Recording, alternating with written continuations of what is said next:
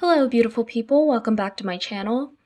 This past month has been extremely rough, to say the least. Before we get into the video, I just want to take a few moments to discuss what is happening in our country right now.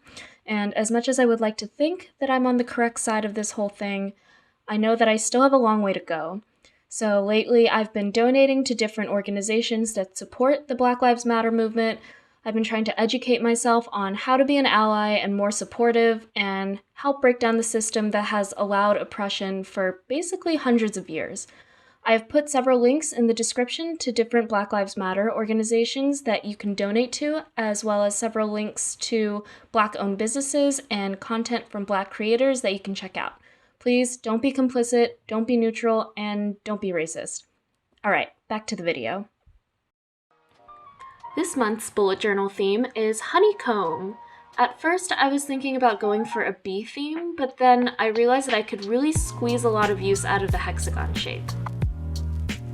For this spread, I used a Crayola Super Tip in this golden yellow color, an assortment of Micron pens, and because I'm poor and I don't own a stencil, I had to cut out my own hexagonal shapes from cardstock and tracing paper. Let's get started. I'm keeping the cover page short and sweet by drawing a large hexagon and writing July inside of it. I decided to freehand all of the shapes rather than use a ruler to save time, plus I think it adds a more organic touch to the otherwise geometric tone of the spread, and I think that helps to emphasize the honeycomb idea rather than just straight up hexagons.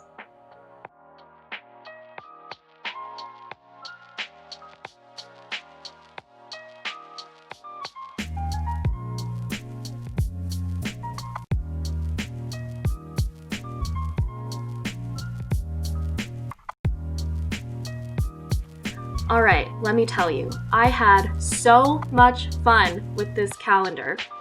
I will say it was kind of a pain in the ass to measure out the precise dimensions of the hexagon, but it didn't turn out half bad.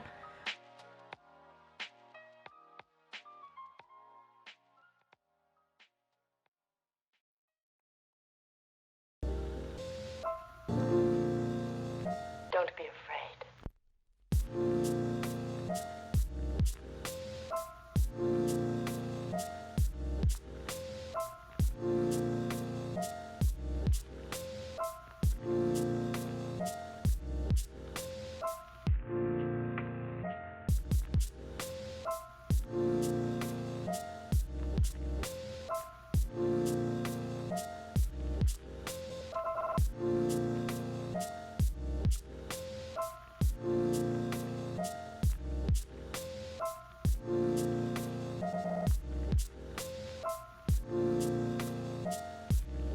Because each week of the calendar is staggered, I wrote the days of the week in a slanted motion. And to finish off the calendar, I just added a little bee with a Micron pen to fill up the space in the lower right-hand corner. Beautiful. And the girl was strange. She had a very hard look in her eyes.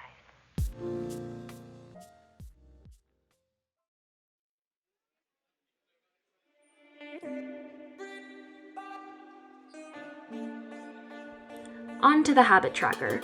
For this page, I placed each habit's little mini calendar inside its own hexagon.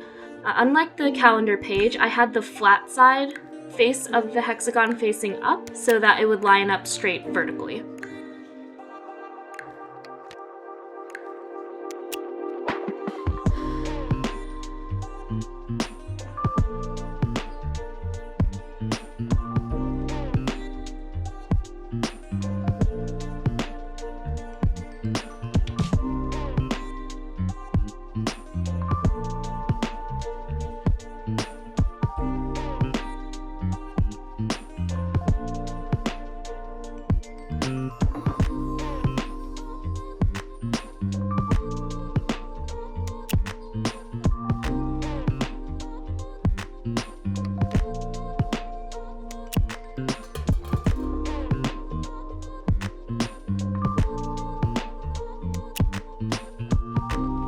Here is my expense tracker.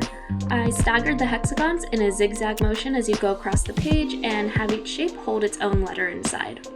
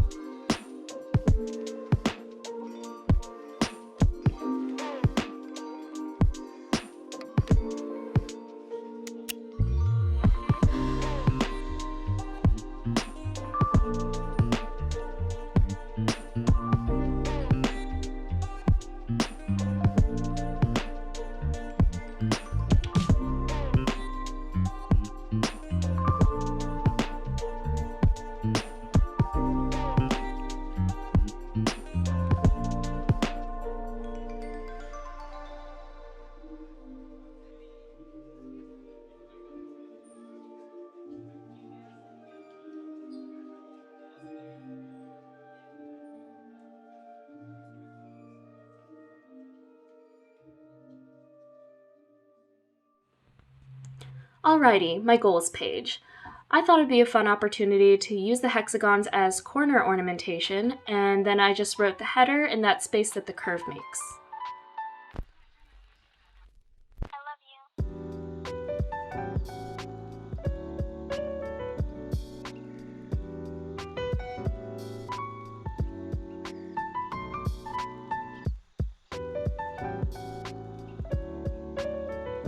This is my projects page. This is where I queue all of my creative endeavors because I'm always working on something, whether it be a design, digital painting, illustration, photography, or a sketch in my art journal. I'm not sure why I didn't make one for last month. I usually do for all my other spreads. I'm a graphic designer, an artist, aka unemployed, so I'm trying to complete as many projects as I can before going to art school in the fall.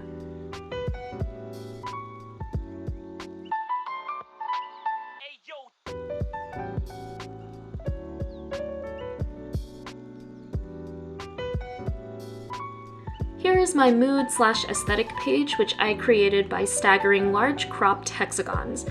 In all honesty, this whole month was such a blur that I don't really think my aesthetic changed all that much. I've been so mentally drained that I haven't really been watching that many shows or movies or listening to any new music to really inspire me, so this page might be left blank, but we'll see. And lastly, we have the notes page.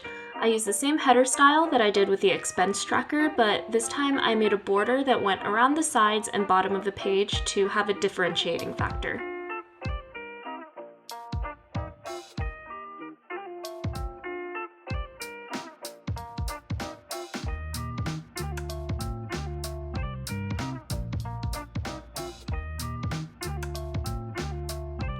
So I keep my weekly and daily spreads simple and in the same basic style that I usually do because I have to recreate it so frequently that if I try to match it to the style of my monthly theme, it gets pretty tedious.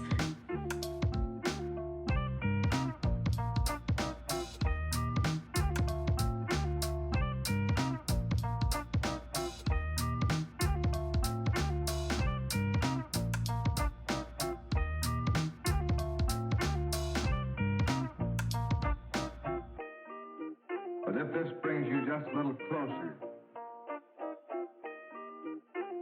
to those men who are going into the hottest spots. And we're done! Here's the final flip through of my completed July 2020 bullet journal spread. Apart from trying to measure the hexagons, I think this spread as a whole is pretty simple, which is really my go-to style of bullet journaling because I'm a minimalist and like to keep things more functional than decorative. Like I said before, I'm a graphic designer, so I'm more into abstract or graphic elements that I can weave into the theme rather than doodling or creating intricate paintings like some other bullet journalers do. Honestly, I wish I could do that, I just don't have the patience to keep up with it.